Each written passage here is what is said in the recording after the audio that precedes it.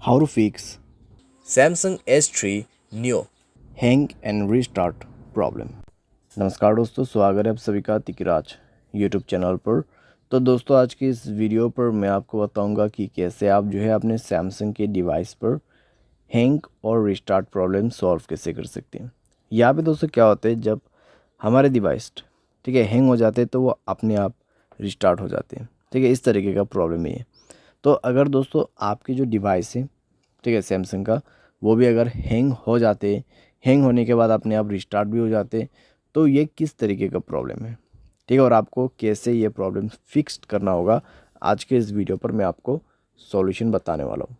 Video को अंत तक देखिए, जो भी सॉल्यूशन मैं आपको बताऊँगा उसको फॉलो करें, आपका प्रॉब्लम सॉल्व्ड हो जाएगा।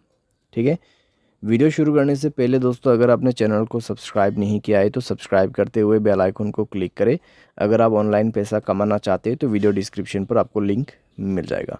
किसी भी प्रॉब्लम के रिगार्डिंग पर आप हमें ट्विटर पर फॉलो करके मैसेज करें। तो चलिए दोस्तों, वीडियो शुरू करते हैं। तो यहाँ पे दोस्तों जो हैंग एंड रिस्टार्ट प्रॉब्लम है, ठीक है, तो उसको फिक्स करने के लिए आपको सबसे पहले तो स्टोरेज में से क्लीन अप करना होगा। स्टोरेज को क्लीन कीजिए और मोबाइल पे कई सारे एप्लीकेशंस है तो उसको डिलीट कीजिए। ठीक है, बहुत बड़ा एप्लीकेशंस आप यूज़ करते हैं तो उसका डेटा को क्लियर करके यूज़ कीजिए। इससे आपका जो रैम है वो खाली होगा। ठीक है, और कोई भी दोस्तों एप्लीकेशन जो कि बैड एप्लीकेशंस होगा उनको भी डिलीट कर दीजिएगा।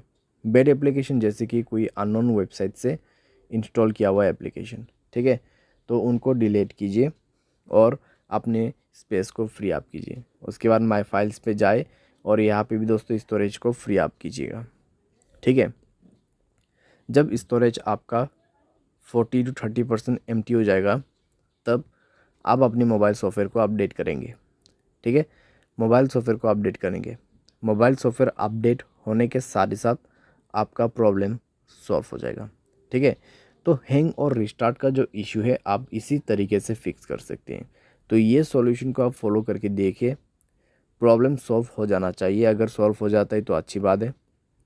अगर इसके बाद भी प्रॉब्लम आते हैं तो आपको जाना है general management, reset and then factory data reset. ठीक है, फैक्ट्री डेटा रीसेट पे जाके आपको डायरेक्टली मोबाइल रीसेट कर देना है। जैसे रीसेट करोगे आपका प्रॉब्लम सॉल्व हो जाएगा। तो इस तरीके से दोस्तों आप अपने हैंग एंड रिस्टार्ट प्रॉब्लम को फिक्स कर सकते हैं। तो जितना भी मैंने आपको सॉल्यूशन बताया दोस्तों, उसी को फॉलो कीजिएगा तो आपका प्रॉब्लम सॉल्व हो जाएगा। आपको कोई भी दिक्कतें बाद में नहीं होगा। ठीक है, तो जो पॉसिबल सॉल्यूशन था मैंने आपको वही बताया, तो आप भी उसी को फॉलो कर लेना। उम्मीद करते हैं आपको ये वीडियो पसंद आया होगा। Thanks for watching.